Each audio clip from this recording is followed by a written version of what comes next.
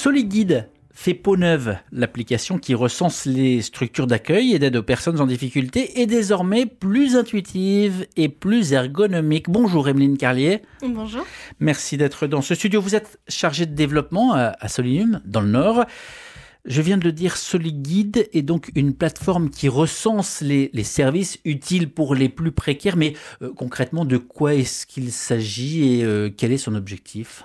Alors, tout d'abord, c'était un site qui recensait les lieux et les services solidaires justement pour les personnes en difficulté. C'est devenu par la suite une application. Et là, justement, l'application elle a été mise à jour récemment avec des nouvelles fonctionnalités. On retrouve notamment le choix des langues. On peut, dès l'arrivée de l'application, choisir sa langue. Ensuite, on peut se Ça veut dire qu'il y a combien de langues, par exemple c'est pas seulement anglais, français, il y a aussi d'autres langues. Ah oui, il y en a énormément, dont l'arabe, etc. Oui, etc. c'est ça. D'accord. Parce que vous avez un retour sur les utilisateurs qui avaient demandé peut-être d'autres langues ? Oui, c'est ça. Quel type concrètement de services on peut retrouver sur Soliguide ? Alors, il y a plusieurs catégories. On peut retrouver l'alimentaire, la culture, l'hébergement, logement notamment, ou encore la catégorie santé. Et à travers ces catégories, on retrouve divers services.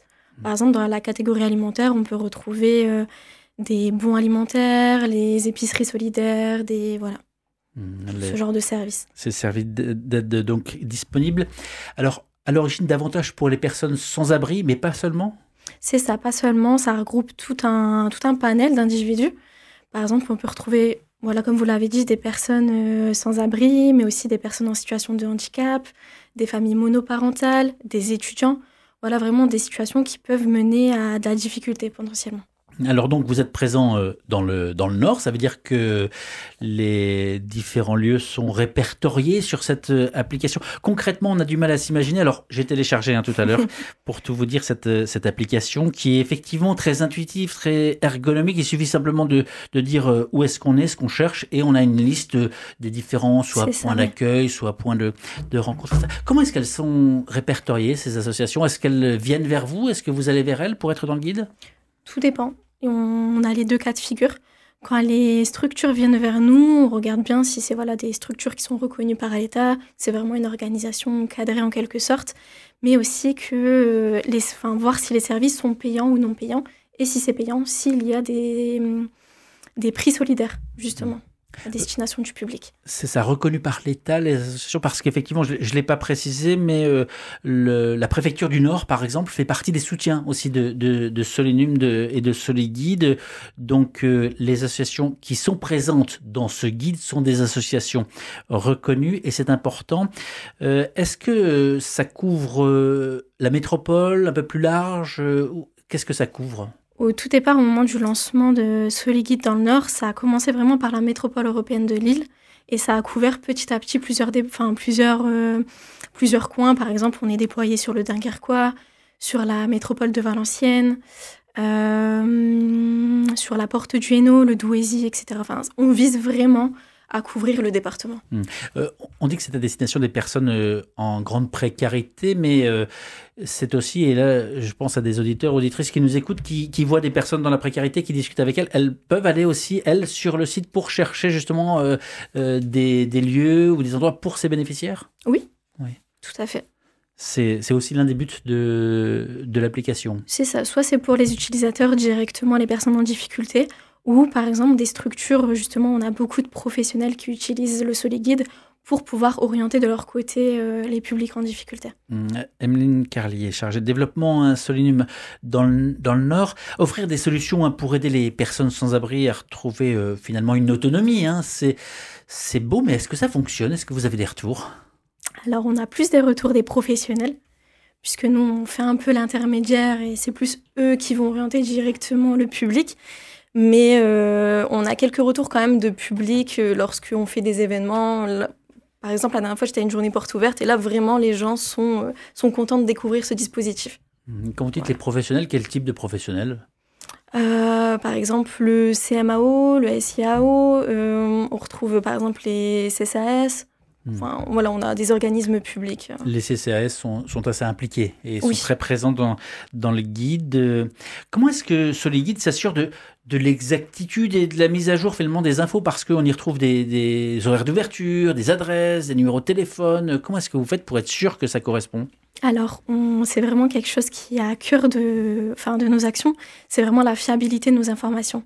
Alors, on fait 2 mises à jour annuelles pendant l'été et pendant l'hiver. Voilà, des périodes qui sont assez creuses pour nous. Et là, ça va soit être des mises à jour qui vont être autonomes de la part des structures via un compte professionnel, ou une démarche de notre côté, où là, on va vraiment contacter les structures. Est-ce qu'on a un moyen de mesurer l'impact finalement de Soliguide? Oui, depuis 2022, Solinum, on essaye on mesure l'impact social justement de notre structure. Et on a quelques chiffres, par exemple, au niveau de par exemple, la valeur sociale créée. Par exemple, si on a 1 euro qui rentre dans l'association, on peut savoir qu'il y a 1,93 € de valeur sociale créée. Et on a quelques chiffres, par exemple, grâce à cette mesure d'impact, on a permis de savoir que 79% des acteurs orientent vers des solutions plus pertinentes et plus proches, par exemple. Donc, c'est l'efficacité finalement qui est mesurée. Alors, on parle de Solinum en plus de Soliguide, donc pour pas qu'on se mélange. Donc, Soliguide, c'est l'application qu'on trouve sur tous les Android ou les iPhones. Et Solinum, c'est un peu la maison mère. Solinum, ça a été fondé il y a un peu plus de 10 ans, qui œuvre donc à l'insertion des personnes sans domicile. C'est la contraction entre solidarité et numérique. Et je vous faisais la réflexion tout à l'heure, dire mais si on n'a pas d'internet, comment on fait? Mais effectivement, aujourd'hui, tout le monde a finalement un téléphone. Pratiquement, c'est ça. Quelles sont les valeurs portées par Solinum? L'authenticité, la transparence, vraiment, c'est quelque chose qui nous tient à cœur vis-à-vis de nos partenaires et justement les partenaires financiers. Mais voilà, aussi la fiabilité, notamment, comme je vous ai dit, des informations, le fait de vraiment être rigoureux là-dessus. Le dispositif couvre 38 départements en France, dont évidemment le Nord, mais également on peut retrouver des propositions dans d'autres départements de la région. Je tapais sur Amiens tout à l'heure, dans la Somme, il y avait aussi des choses qui étaient proposées. La lutte contre la pauvreté, c'est le centre de cette application finalement, qui est présente dans le Nord depuis l'automne 2021. Et parmi les spécificités, j'ai vu que Soliguide travaillait sur l'accès au logement. De quelle manière? Alors, on va essayer de référencer tout ce qui est, par exemple, bailleurs sociaux. Justement, comme je vous ai parlé juste avant, les contacts avec le SIAO et le CMAO. Là, on va vraiment, il y aura toute une catégorie de services où là, ce sera plus ce genre d'acteurs qui auront le lien, les contacts, pour justement orienter les publics. Est-ce que vous avez des chiffres d'utilisateurs ou pas forcément? Pas forcément. Non, c'est peut-être plus compliqué à trouver. Donc, c'est un guide numérique, pour faire simple. On a le nombre de recherches, par contre, si ça peut intéresser. Oui. Par exemple, en France, en 2024, on a eu 3,7 millions de recherches, et dont 92 000 dans le Nord. Donc, plus de 90 000 recherches uniquement dans le Nord sur cette application Soliguide, qui est donc téléchargeable sur l'App Store et sur Play Store.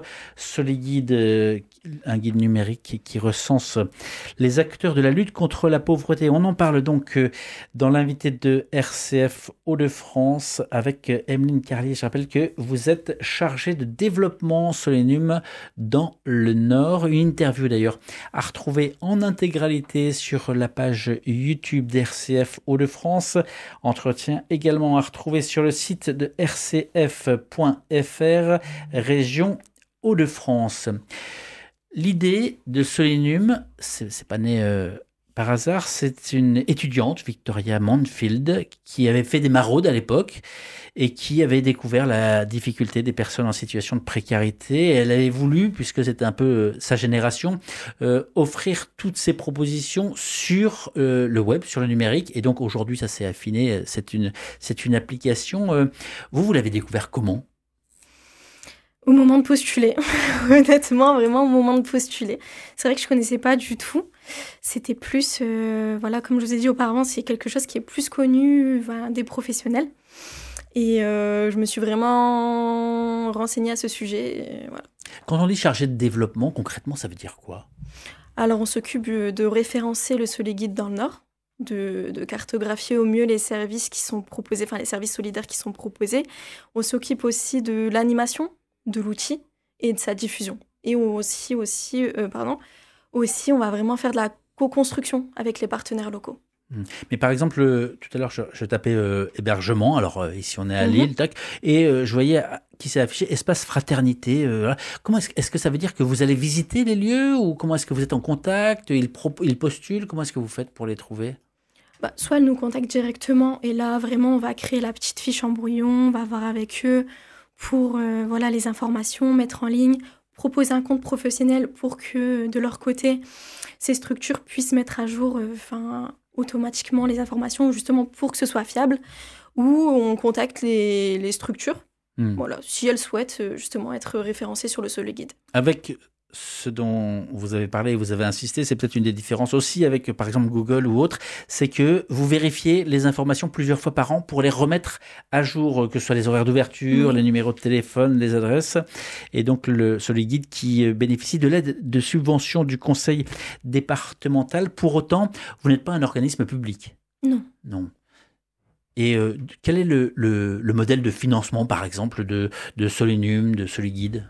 Alors nous, on fonctionne principalement comme toutes les associations, via des subventions publiques. Ça va viser à financer tout ce qui est la machinerie, l'aspect technique du site, mais aussi mon poste, justement, tout ce qui est animation, diffusion de l'outil. Alors, je ne l'ai pas précisé, on n'en avait pas parlé avant, mais ici sur RCF, Radio Chrétienne Francophone, vous êtes arrivé, vous portez un voile. Est-ce que vous avez un rapport particulier à la religion? En quoi vous croyez? Et est-ce qu'il y a un rapport entre votre foi et votre engagement dans Soliguide? Alors effectivement, je suis musulmane. Et oui, en quelque sorte, je pense que à travers la religion, on a cet aspect de vouloir aider les autres. En quelque sorte, vraiment se lancer un peu dans le social. Et de quelle manière est-ce que ça participe finalement à votre épanouissement ou non? Je ne sais pas comment dire ça, mais vraiment se sentir sereine. Déjà, le fait de pouvoir travailler avec le voile, c'est quelque chose qui est on va retrouver principalement dans les associations à l'heure actuelle. Et vraiment le fait de se sentir utile, tout simplement. Notre slogan ici à RCF, c'est « La joie se partage ». Qu'est-ce qui fait, vous, Emeline Carlier, votre joie?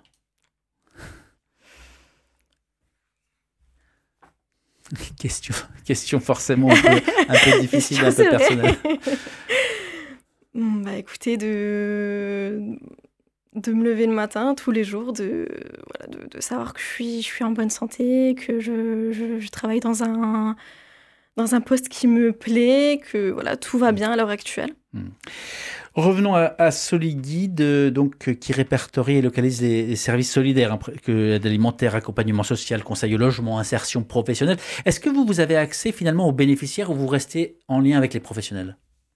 Alors, on n'a pas de lien direct avec eux. En soi, on peut avoir des liens avec les utilisateurs, puisqu'il y a un chat qui est intégré à l'application. Là, ça va plus être lié à l'intervenante sociale. Mais c'est vrai que ça va plus être les professionnels en soi. Il y a des horaires d'ouverture, ou c'est 24/24, c'est gratuit, c'est pas gratuit? C'est 24/24 et c'est gratuit. Donc l'application est totalement gratuite. Et c'est-à-dire que si des professionnels veulent s'inscrire dessus, ils peuvent vous contacter? Oui, voilà. Tout à fait. On va sur Solinum, on tape Solinum dans un moteur de recherche et on trouve les coordonnées. Oui, vous avez une petite icône Gmail pour nous contacter, à condition que ce soit vraiment une structure reconnue, etc. Après, nous, dans tous les cas, on vérifie et on contacte justement ces structures. Est-ce que vous avez une idée des parcours de vie des personnes qui entrent en lien avec les professionnels, qui s'inscrivent sur l'application? C'est assez vaste. Comme je vous ai dit juste avant, en fait, on va vraiment retrouver un public. On peut avoir cette idée de précarité, mais ça peut regrouper tout un tas de personnes en difficulté. Ça peut arriver à tout le monde, dès demain, d'être en difficulté, de devenir une famille monoparentale, de avoir un peu de mal, ou justement, on a aussi des personnes qui arrivent sur le territoire et qui ont des difficultés dans leur démarche. Donc ça s'adresse à tous ceux qui sont en précarité et qui cherchent évidemment des moyens de lutter contre cette fragilité, importance des initiatives sociales locales pour répondre à ces défis. Une dernière question. Aujourd'hui, quand on cherche des informations pour lutter contre cette précarité, quand on cherche des moyens, des repas, une nuit, est-ce que vous diriez que sur l'application, c'est global, c'est-à-dire qu'on prend en charge la personne, que ce soit dans tous les domaines de son existence? Alors nous, vous voulez dire dans les catégories? Oui. Oui, on est assez exhaustif dans les catégories. On fait au mieux pour vraiment avoir des catégories qui ont des services le plus complet possible. Le plus complet possible. Et vous avez dit l'an dernier, plus de 90 000 personnes sont allées faire des recherches sur l'application. On n'a pas encore de chiffres pour cette année, j'imagine? Non, pas encore.